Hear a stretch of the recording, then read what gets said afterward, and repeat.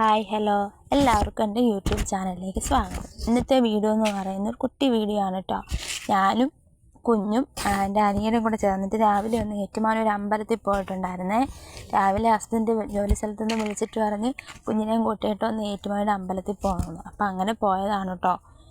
അപ്പം എൻ്റെ ലൈഫിലെ ഏറ്റവും പ്രധാനപ്പെട്ട ഒരു സ്ഥലങ്ങളിലൊന്നാണ് കേട്ടോ ഈ ഏറ്റുമാനൂർ അമ്പലം. എൻ്റെ ഹസ്ബൻഡിനെ ഞാൻ ആദ്യമായിട്ട് കണ്ടത് ഏറ്റുമാനൂർ അമ്പലത്തിൽ വെച്ചിട്ടാണ്. അതിൻ്റെ ഒരു വീഡിയോ ഞാൻ പിന്നീട് ചെയ്യാമേ. അപ്പം രാവിലെ ഞങ്ങൾ ഇറങ്ങി നമ്മളെ വണ്ടിയിലാണ് കേട്ടോ പോയത്. ഞാൻ ആ അമ്പലത്തിൻ്റെ സവിശേഷതകളെ പറ്റി പറയാം. കോട്ടയം ജില്ലയിലെ ഏറ്റുമാനൂരിലാണ് സ്ഥിതി ചെയ്യുന്നത്.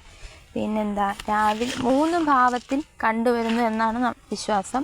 രൗദ്രഭാവത്തിലുള്ള ശിവനാണ് മുഖ്യ പ്രതിഷ്ഠയെങ്കിലും രാവിലെ അഘോരമൂർത്തിയായിട്ടും ഉച്ചയ്ക്ക് ശരഭമൂർത്തിയായിട്ടും വൈകുന്നേരം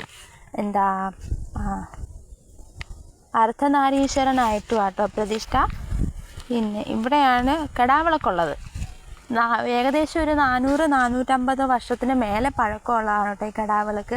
ഇടയ്ക്കിടയ്ക്കാണെങ്കിൽ എൻ്റെ ഹസ്ബൻഡ് ആണെങ്കിൽ ആ കെടാവിളക്കിനെ തൊട്ട് എന്നെക്കൊണ്ട് ഇടയ്ക്ക് സത്യം പോലും ചെയ്യിക്കാറുണ്ട്. അത് ഇത്രയും നാളായിട്ടും അണഞ്ഞിട്ടില്ല എന്നാണ് കേട്ടോ പറയുന്നത്.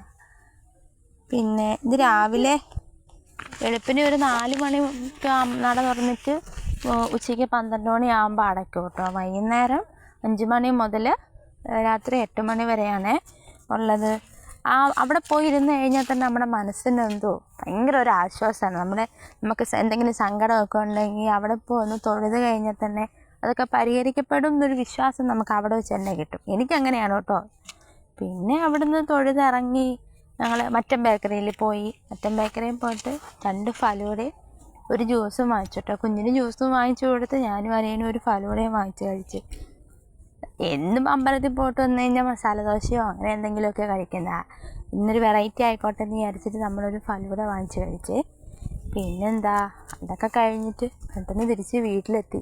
വീഡിയോ ഇഷ്ടപ്പെട്ട് കഴിഞ്ഞാൽ ചാനൽ സബ്സ്ക്രൈബ് ചെയ്യാൻ മറക്കല്ലോ കേട്ടോ. ടാറ്റാ.